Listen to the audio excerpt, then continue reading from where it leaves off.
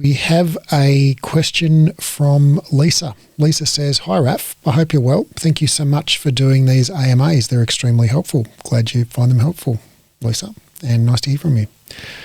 I'm wondering if you've ever had a person who's currently receiving treatment for cancer participate in a Matwork Pilates class you were teaching. Assuming a doctor has given them the green light and cleared them to add light exercise like Pilates into their routine, and the teacher keeping in mind that strength balance may be less than before cancer treatments, how would you go about creating a class for them? What are some of the considerations a Pilates teacher should keep in mind for this client? And with a Cert 4, are we allowed to teach people who are currently undergoing treatments? Any exercises you would likely avoid or any other tips? Thanks so much." Well, Lisa, people with cancer are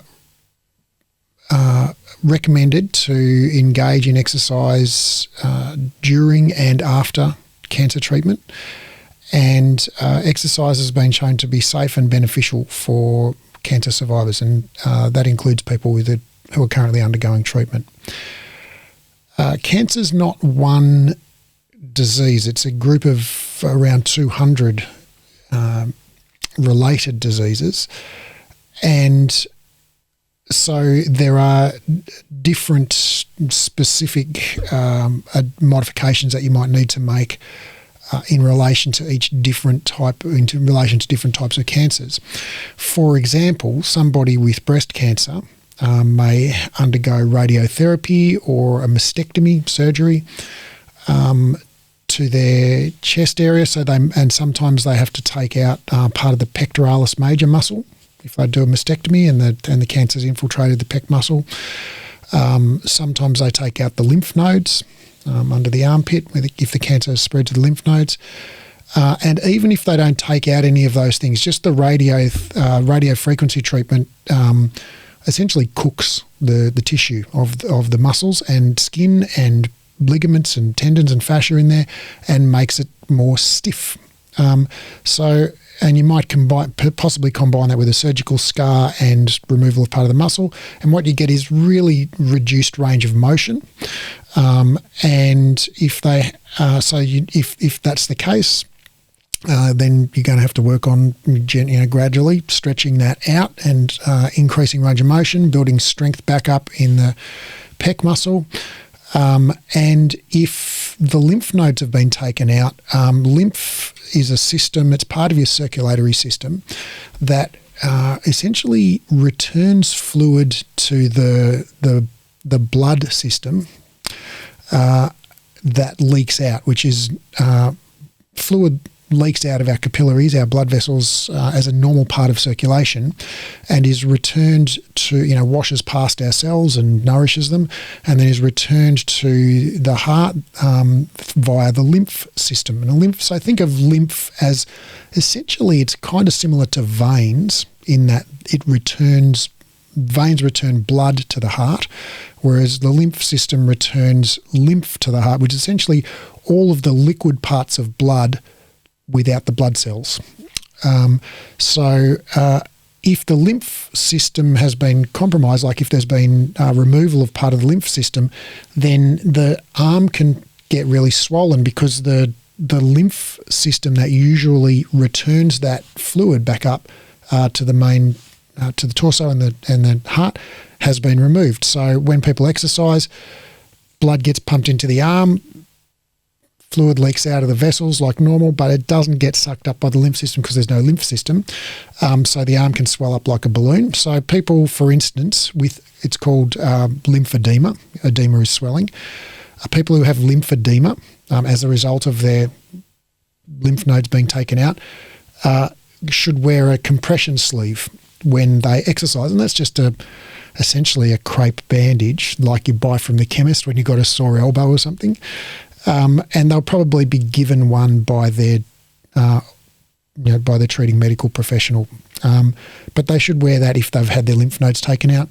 People who've had mastectomies may be really concerned about, feel kind of embarrassed about their appearance. They, they may not want to be touched around their upper body. So those are kind of some specific considerations for breast cancer. And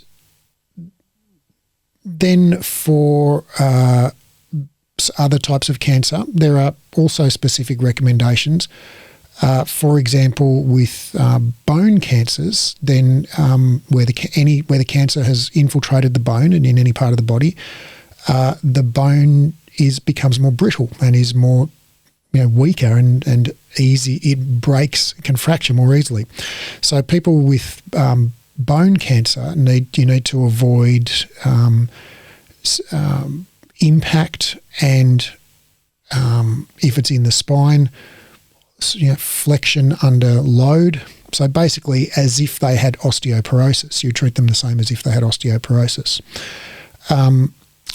And so that's a couple of examples of different specific considerations you'd have for different types of cancers.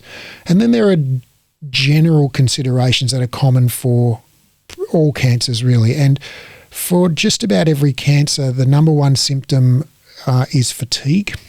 So people who are undergoing treatment for cancer, the treatment causes fatigue, the disease itself causes fatigue. So people with cancer generally have fatigue. And so you need to work with their energy levels on the day.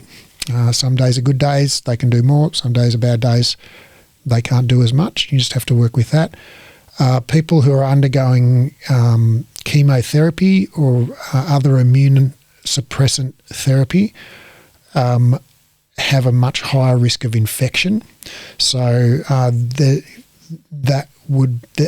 it's a good idea for them to have their own equipment and not to share equipment with people, to make sure that the equipment is sanitized before and after they use it. And I'm not talking about a drop of tea tree oil. I'm talking about actual hospital grade disinfectant, and also that you observe good hand hygiene, which I think in these days of COVID we're all hopefully pretty good at. So I'm talking about 20 seconds while you sing happy birthday, doing all of the different World Health Organization hand hygiene procedures before you touch that client and after you touch other clients before you touch that client.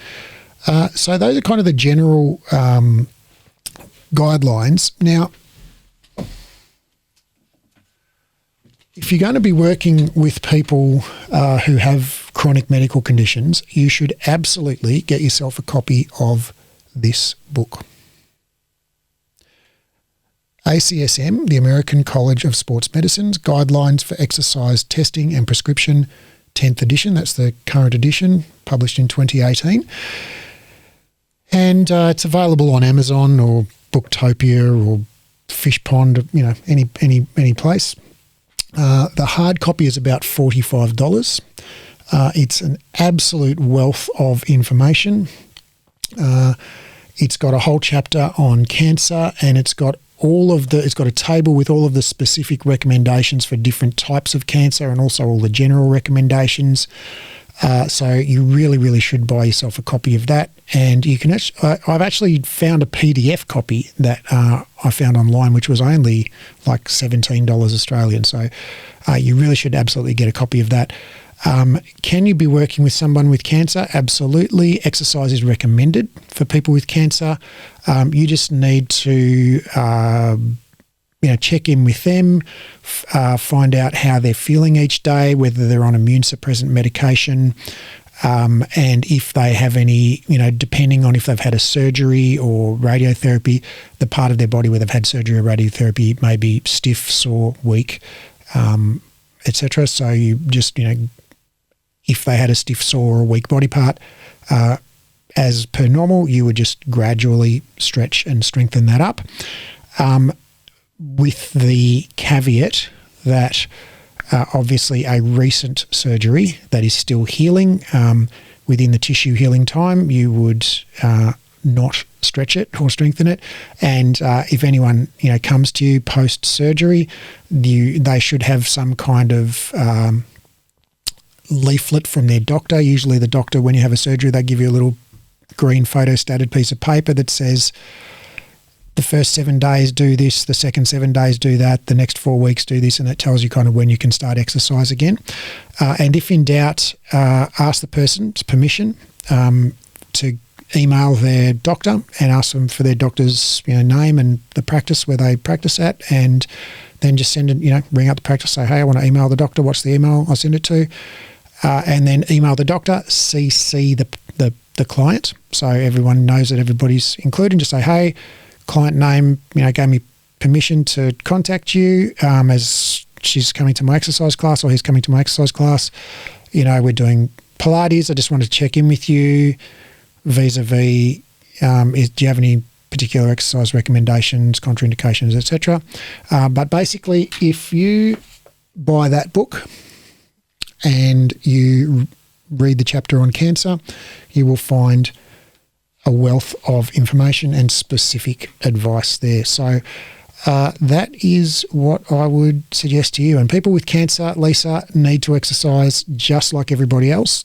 Exercise has all of the same benefits for people with cancer, as in improves mood, improves energy, improves cardiorespiratory fitness, all of those same benefits that it has for people who don't have cancer. Plus, for most types of cancer, it increases life expectancy in people. So it certainly can't cure cancer, but it generally enhances the quantity and quality of life for people with cancer. So exercise is fantastic, and they should absolutely be doing it with you. All right, I hope that helps. And go by the ACSM's guidelines and get in touch with the person's doctor with their permission.